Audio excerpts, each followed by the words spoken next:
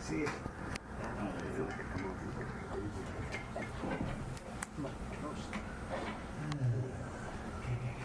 Allow accessory. Boom. Yay! There we go. Look at that. That was much rejoicing. Oh, it's still there. What you got? Oh, it froze on me. Oh no. Beautiful. Look at that. She wanted to unplug it? It might. Hold on. Told you it's gonna be an hour and a half, folks. Yeah. Let's see. Allow. That's because you didn't come early. What are you talking about? I did. Yeah, that's actually odd. That froze. I've never seen that before. Let's try another one.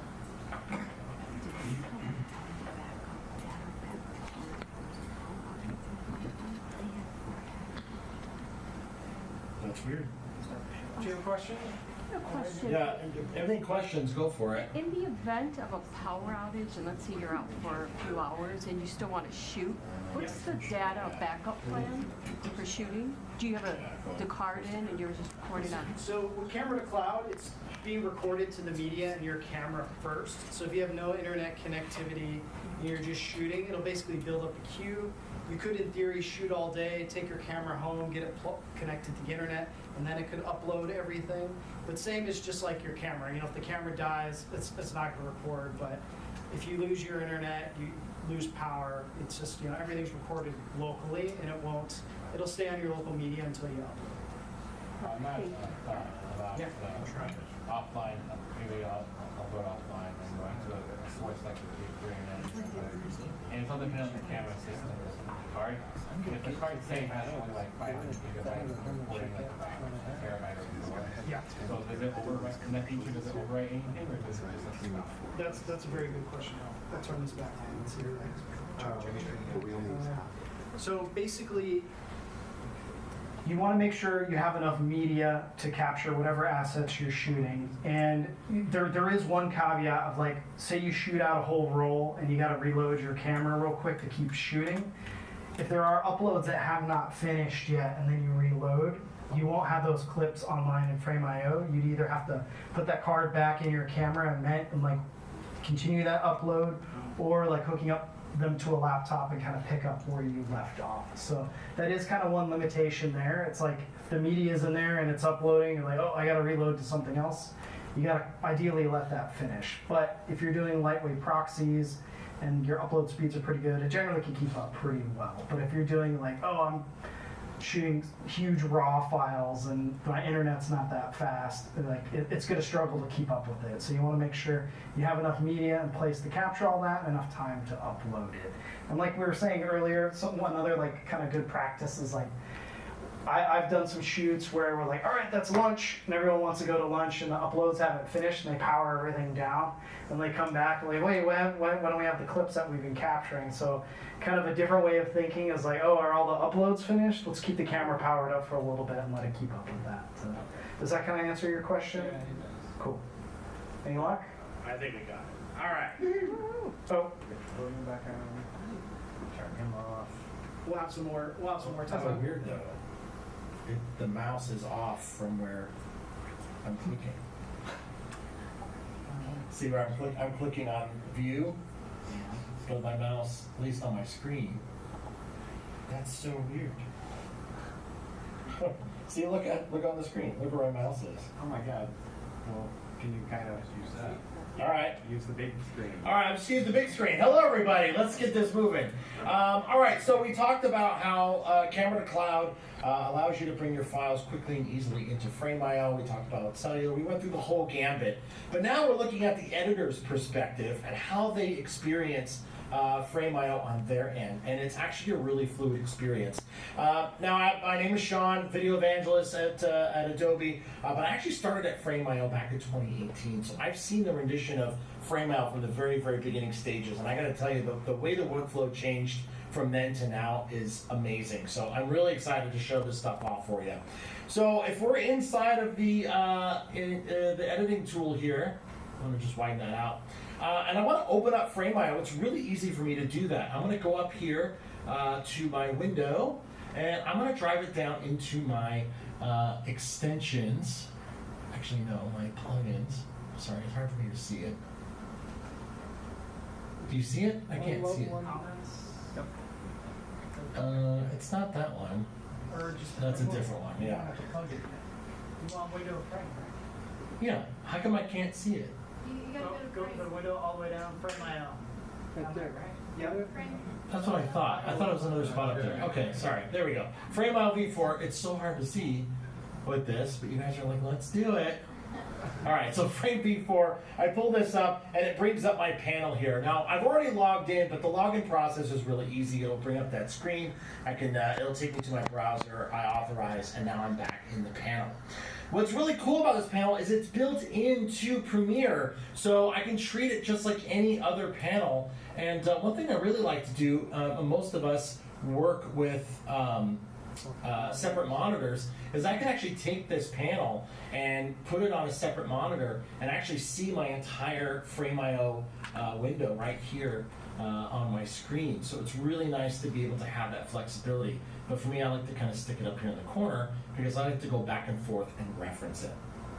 So this is a miniaturized version of Frame.io, and what's really nice, and again, making it a centralized tool, is I can access all of the media that is in Frame.io directly inside of Premiere. And just as easy with my Camera to Cloud files, I could jump right into my Camera to Cloud folder. I can see my shoot day, obviously break that down into my videos, and then whatever camera or camera operator, whatever I've named this folder, I can just go in and grab some of that media. So I'm just going to jump into one of these folders here. And I'm going to grab the 3 dots, and then I'm going to choose import, and I can have the option to choose the original file or any of the proxies that are down there. I'll just choose one of these proxies because when you actually upload a file into Frame, a video, it'll generate proxies for you automatically. That doesn't go against your account storage. We keep the original file, but then we generate proxies from that so they play back a little easier on the web. So you have access to these in your editor as well. So if you want to work with your proxies inside of inside of Premiere, you can use one of these options to do so. But I'm just going to grab that original file. And what it'll do is it'll allow me to choose where I want to put that file at. I'm just going to drop it on my desktop, and I'm just going to click on open. And then once that's done, it should go right into my, it's going to be a mess in here, but it should go right into my project inside my browser. And now I've got that clip right inside of my editor. And now I've got this open sequence here, and I can drag and drop that file right into my timeline, and now I can start editing this file directly inside of Premiere, which is really, really, really great. So I'm just going to delete that because I don't necessarily want to work with these Camera to Cloud files right now. I want to show you some cool stuff about how the relationship between Premiere and your editor can be inside of Frame.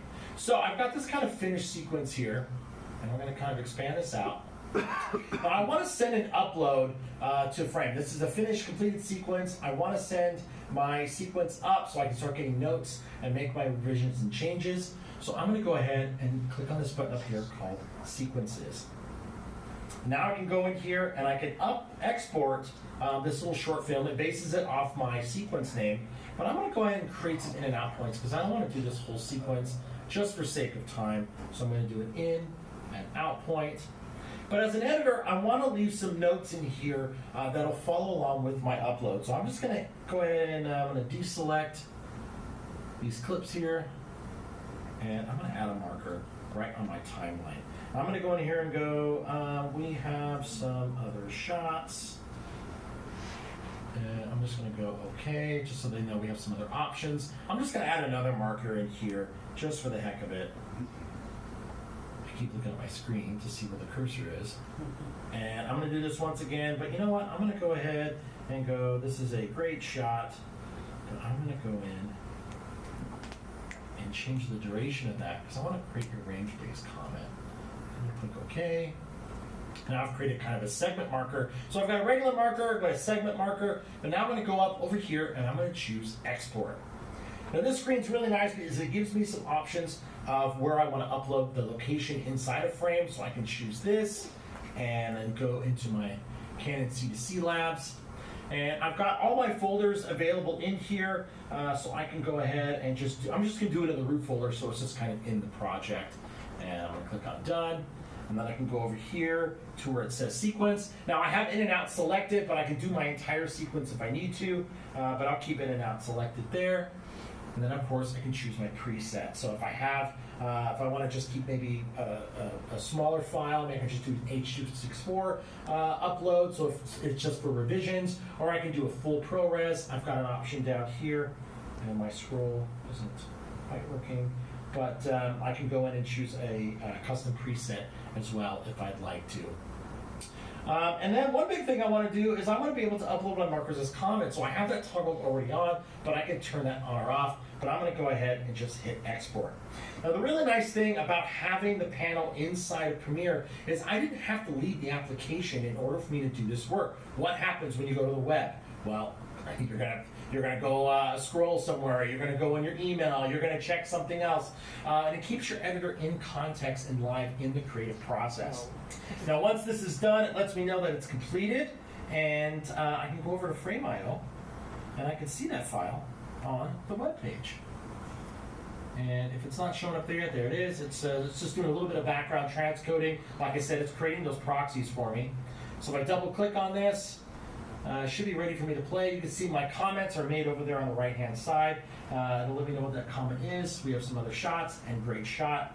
Again, I can click on those. I keep looking at my screen, and it takes my playhead in Frame.io to directly where that was made.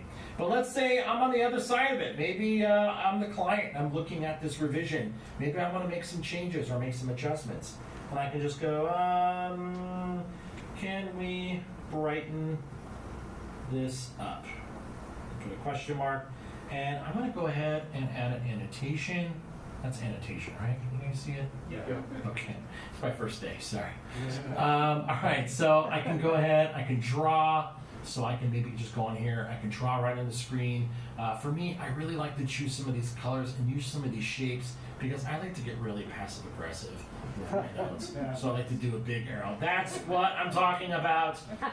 So I can go in there and I'll hit back, and then I'm going to hit send, and boom, I got my sent comment out. And again, I can do all of it. Do a in and out point for my comment. So if I want to create a range-based comment, maybe there's a long interview. Hey, we need this section moved over to this section, whatever. All of those comments will translate because now when I go back to Premiere, the other way. When I go back to Premiere, those comments should actually appear right on my timeline. And let me go ahead and click on reload real quick. Should do that for me. It's showing 3 in there. Maybe it didn't appear in my timeline. I may have not had something clicked. But anyway, the marker will appear right on the timeline so that my editor can stay in context. But even if I go over here and look at my asset, I can see my comments over here on the far right-hand side. So I can see all of my creative chain as I go along. Is it there now? Oh, there we go. Just took a moment to pop through. So yeah, my markers just automatically appear on my timeline. So I get that seamless process of allowing all my clients or whoever is the stakeholder for my projects to be able to just jump right into my timeline. No other way is there ability to have your production and your post-production team so seamlessly integrated. This is truly a great way to kind of speed up your workflow and process. And what's really nice is a lot of editors have to go through the same process and duplicate a sequence. You can still do the same thing inside of Premiere. If you want to duplicate your sequence so you can keep your cuts and revisions as you go along, you can absolutely do that. Now, if I make any changes on my timeline, let's say I shorten this clip maybe, the actual panel will recognize that I made a change, and it will give me an option to export a new version. So if I export a version, there's a really great feature inside of Frame.io called version stacking, and that will actually create a, so you know, like when you upload 4 different versions of the same edit, you know, everyone's got the V1, the V2, the V_final, final 2, everyone knows, I'm seeing some nodding heads. Well, version stacking makes it clean and organized because as you do those different revisions, you're gonna have each thumbnail on FrameIO is going to be multiplied as you keep doing these revisions. But version stacking will actually automatically version stack them on top. So you have one thumbnail with multiple versions below it, and each one of those comments will live with each one of those versions that are inside a frame. So if I go in here and click export, it should be all the same settings. I don't know if I want to do YouTube. Let's do just like a smaller file there. And again, it's going to export, and if I go back to FrameIO, once it's completed, you'll see that that version stack will be there. And I can actually view those back side by side, and I can also A and B the audio that's on there. And you can see that's uploading, and in just a few moments, it's going to version stack, and it'll have one asset, but have a V1 or V2 number, depending on how many versions are within that stack on there. I did see a hand go up in the back. Was there a question? I don't see how you pulled up the export window. Was it the standard way in Premiere, or was there a specific frame.io button? Oh, so inside the panel itself, you've got two little sections here. You've got Browse, so this allows you to see all the assets within that frame account, and then to the left, you've got Sequences. And whatever sequence you have active inside of, on your timeline, that's what will translate to an export. So if I open up another sequence and I have that active, it'll change what I'm exporting. So how do you hit export just a minute ago? Oh, so let me just open up a new sequence and I'll show you there. Okay. So if we go into, let me just open up one of these all at once. Nope, that's the one we already have. So see on the far right, it's got export media. This kind of pops up automatically. Okay. So once you have an active sequence, that little bar will appear. Got it. And then again, since I already did an upload of this guy, it gives me this new option that says export new version. So once you make a change, that should appear because it recognizes that you made a change. And again, when you export your timeline, you can still make duplicates and all the things you need to do as an editor. And I think back in FrameIO, let me just do a quick refresh. You'll see that that version stack was created. There it is. And you got V2 in there. So when you're now inside of an asset, you can click on this and you can see all your different versions. And again, there's different comment thread. They'll be the same here because it's it's the same asset. But as you go through revisions and you have different comments for each one, they'll appear and be preserved between each version, which is cool. Thank you. Yeah, absolutely. Another question? Yes. So then, if in that same sequence you select a new in to out, is it going to save this sequence over there in FrameIO for the client or whoever to keep doing their comments, and then you can export that separate section of the same sequence and kind of go back and forth, or is it one at a time? It reads the sequence itself, so even if I change in and out points and you put on version stacking, it'll still remember it, it'll still be that same thing, because it's reading the sequence as a whole. Whatever you're uploading from that sequence, you can change and alter. Like, we can even do it while we're kind of answering questions here. I can go over, I keep looking at my screen, like a doofus.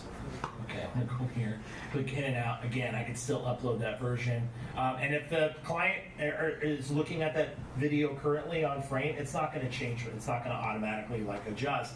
It may just show another version on there, or it'll give them a notification, but it won't alter their experience or change it in any sort of way. I saw another hand over there. Yes. Does your Adobe account have to match like a seat on the Frame account in order for you to do this, or can like a freelancer be invited as a guest account? Like if like the production company has the Frame account, and then can the freelance editor be invited as a guest and then still have access to all of this? That's a great question. So if you want a freelancer or somebody to have access to all of the files and be able to upload and interact with the account, they will need to be added as a user. And from there, there's different permission levels that you can grant them, but they will need to, if you want them to, bottom line is if you want them to upload into the account, they'll need to be a user, so you need to add them so they'll have access. But what Derek was showing earlier, Derek and Michelle were showing earlier, was the ability to send a share link. And share links are great because if you want somebody that's not on your account, ideally clients, we don't want clients in here messing around with all your raw files and all this stuff. Shares are really nice because you can curate what you want them to see. And once they leave the comments and things that they need to see on that share link, those will translate back into your account because it's referencing that same asset. What's really nice too about share links, and I'm going to just piggyback off of the demo earlier, is that you can actually change the contents of a review link or of a share link, and that URL does not get affected. So if you want to, you know how many times you have to send a link to someone and then like, oh, it's the other one in that other email. Like, no, one link, you can change and adjust it on there, and your URL doesn't change at all. I hope that answered that question, though. Okay. And they can download assets from there too. Yes. How do you do that, keeping the link the same? Is it do you have to link a folder and then just add or remove things from the folder, or is there a way, like a specific video? Yeah, so I can go in here and I can easily like, I keep clicking on there. It's only natural to look at your computer. Okay, so I can create a new link if I want, and I can have it blank, and I can easily just go into my folders here. Let's see if I want to flatten these folders. I can just grab assets if I want and just click and drag them in there. Sometimes this works for me, sometimes it doesn't. Of course not. You could also do like metadata tags with specific fields that'll automatically like you could do like legal needs reviewed. You click that, you can have a you have a collection based on that tag, and then it can go into a share link automatically. So you can get for legal, for producers, for Bob, whatever, and go to the separate share links. And then you can share that collection as well. So any changes that automatically happen will happen to that share link as well. So if you choose that to really do the work, you don't have to. So this is kind of what it would look like. Actually, I should probably have done it in the other folder because it's got some stuff on it. But this is kind of what it would look like for your clients right now. This other one that Derek and Michelle made has got like some imagery and stuff on it. But you can brand it any way you want. But the big thing I'm trying to show here is that we've got 4 clips in there. We've got one URL. If I go in here into this share link and I'm on the back end and I want to just want to remove one of these, I could remove it. And then I go back to that link and just refresh it. That asset is gone, and I didn't have to send another URL, which is amazing. So I saw that hand in the back first. So technically, just to be safe, so technically we can build a shareable link for a client. Can my editor and my post actually access that as well as a team member then, and they can actually just put it into that shareable link? So their side, if they have it? On the share link, no. I think I get what you're saying. If they have a share link and they're a member on the account, can they upload to that share link? Yeah, correct. Can they take and bring back so the client sees only what if they're working? No, they'll have to log in to ours. Frame on the user end and upload to their. The share links are only for external send out, not for internal. No. Okay, I think there was a thing where we skipped. So if say for instance I've got my Frame.io, I'm shooting, delivering to my post team, and then I have them added as a team. But in my Frame.io, I'm putting everything so they can edit. But I have a folder built like you just did with a shareable link to the client. Can my post team, being a team member of this, can they just not switch the link, but switch folders inside of that link, like Michelle was saying, so they can move folders around. Yes. I'm using team as a word, but I think you mean User, that's right. As long as they have that permission set, because there's certain permission levels where they have access to certain things or not, like creating links. So as long as they have that permission set, absolutely. Okay. This isn't agnostic to the account holder. This is to anyone in the account who has permission to do so. Okay. Yeah. Another question. Yeah, so when do you actually do the color grading? I mean, you could keep that normal process. For example, like what you're looking at right now is the proxy file, because I can color, but the camera was taking long. Yeah. Well, I mean, this is footage. Oh, you mean the footage I was taking on there? What you're seeing right now is the proxy file that Frame.io sent to you. Okay, but the camera is capturing long. and that's on the raw files. Right. So at one point, so how would you get, because you can't really color grade the proxy file. Right. So when do you, is there a way, can you take at least a sample of the real files somewhere to Frame.io so somebody can do some grading? You can always upload any files that isn't from Camera to Cloud into your Frame.io. But But can you not take this, well, So you you can't can, take the like- whole, you can't take the whole big file, that's gonna take too long, but can you take up the small? Yeah, totally. Yeah. Okay. I mean, you can upload manually. If So I the can- camera to cloud connection you have doesn't do Okay. raw support, you can separately upload that. If you have to So move somebody, on your so frame account. somebody in New York can do like real color grading. Absolutely. Yeah. And then when it's sent back, you Yeah. would have the grade, okay. They can even upload versions of their color grades, and you Okay. can also do like version stacking and start showing you So different somebody color here, versions. we can actually send like the first, well, let's say 30 seconds or whatever. Yes. Or screen grabs. Whatever. color Yeah. grading. You can even send the LUTs through Frame. You can Yeah. upload the LUTs if you want to. If you want to share, your colors wants to share it with you, or vice versa. I mean, it virtually handles any file. I mean, you can just drag and drop it. It's a file sharing application, and it's incredibly fast. I mean, you know, LUTs are very small, but if you want to upload footage, I mean, if you got the bandwidth, absolutely, for sure. And there's a transfer app too that makes it easier to upload like big files, like raw files and stuff like that. I would recommend using the So, transfer app. the workflow would literally like once, let's say the editor's in New York, Mhm. once they're done, you could literally send that file, whatever you call it, the finished edited file, Mhm. to be rendered here, Yeah. and it'll be perfect. Yes. Totally. Yeah. Yeah. So there are all those solutions, and also, while you can't send the RAW from Canon, there's other solutions to get the RAW to Frame.io. But if you're just on set, and you're shooting Canon Log 2, you can send the proxy in log. You don't have to apply a LUT to it. You don't have to apply 709 to You it. like the way you set it up, because you So- were shooting it in log, and then you sent it in. I sent it in 709, but I didn't have to. It could arrive log 2. It's 10-bit.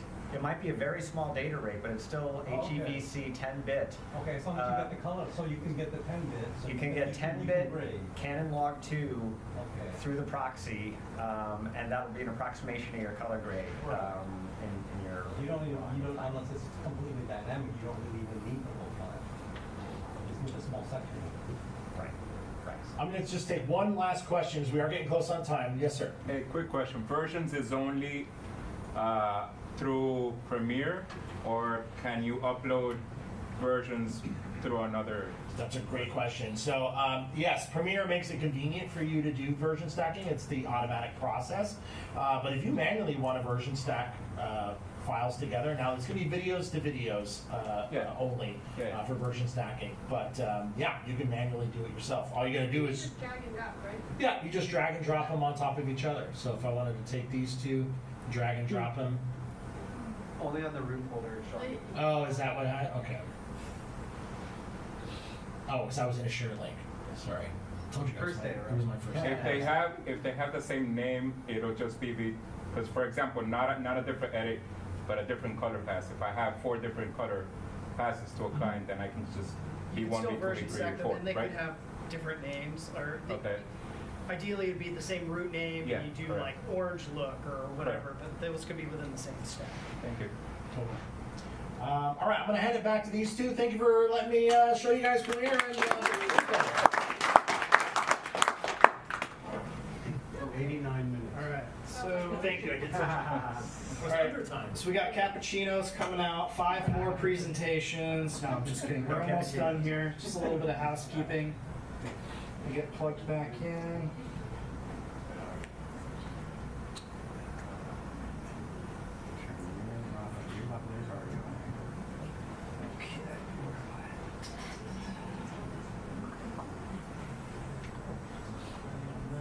Hello? So There, yeah. I think we're kind of out of time here, right? So we'll just but we've covered our Q&A. Great questions, everybody. Thanks so much for doing that. You know, we can get hands-on. You can try it out. Feel free to ask us some questions, but I think we're pretty much at time here. And a little bit of last little bit of housekeeping is, I'll let you talk. Yeah, so if anybody's interested in actually using any device on their next production, we do have a loaner program. So we have Teradek, Atomos monitors, and some cameras like the Lumix Panasonic.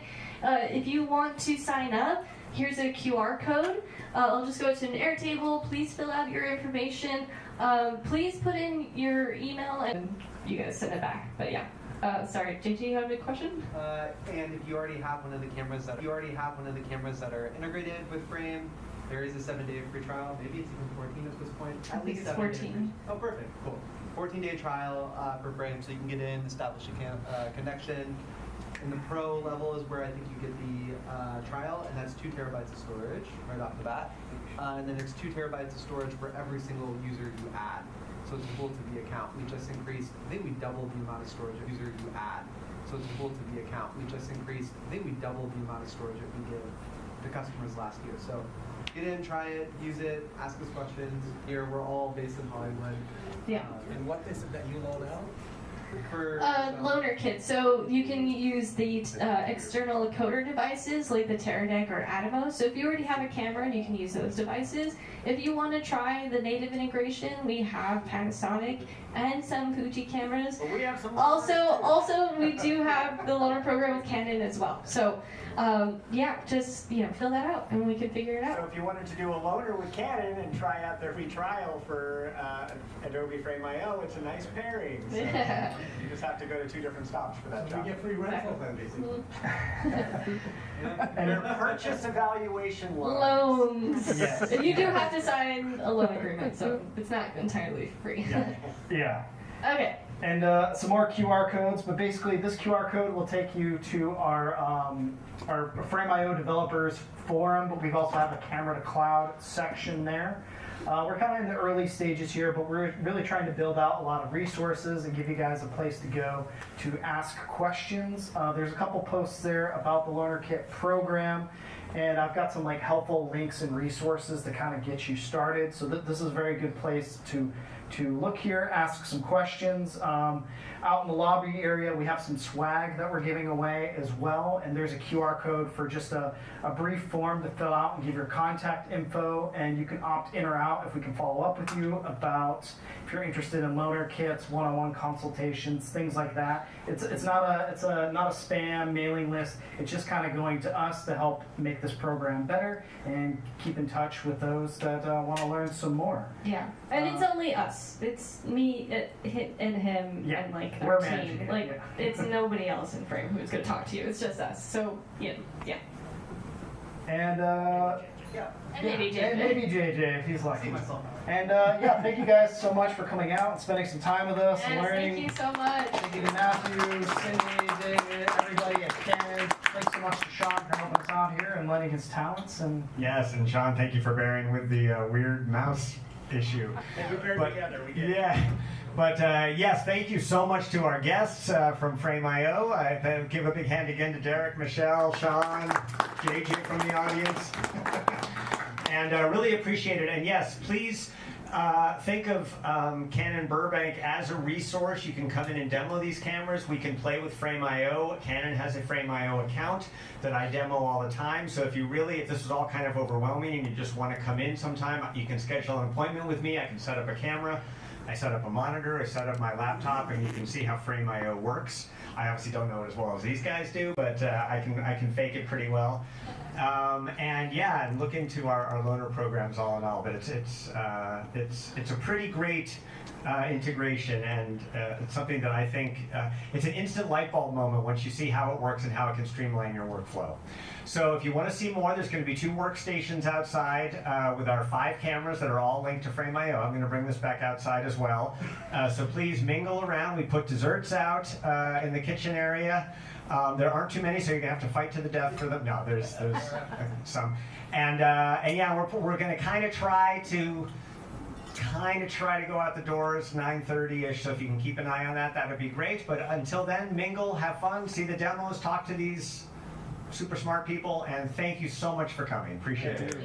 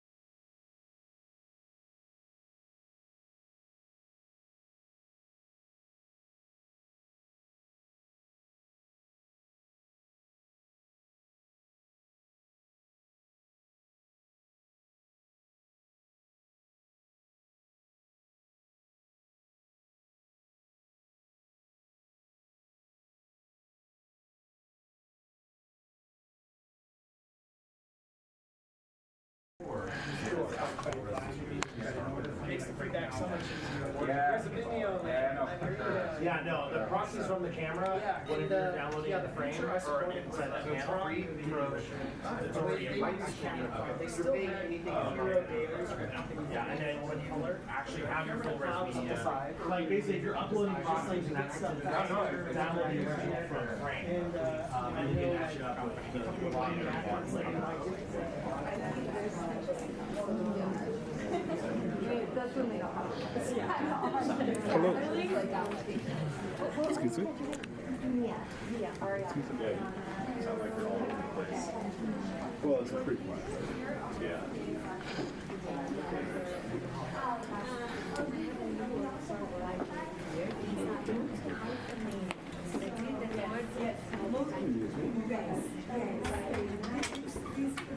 Good speech. Were you sitting here? I was. I feel like I recognize you. Yes. I remember I got to stand just as you guys ran out of shirts last year. Oh, no, that's the worst. Shirts are everything. It's gotta be the swag. What's the point, man? Yeah, right. That was honestly some cool stuff. Yeah, I think it's a really interesting workflow, and I think it is one of those things. It's a new frontier.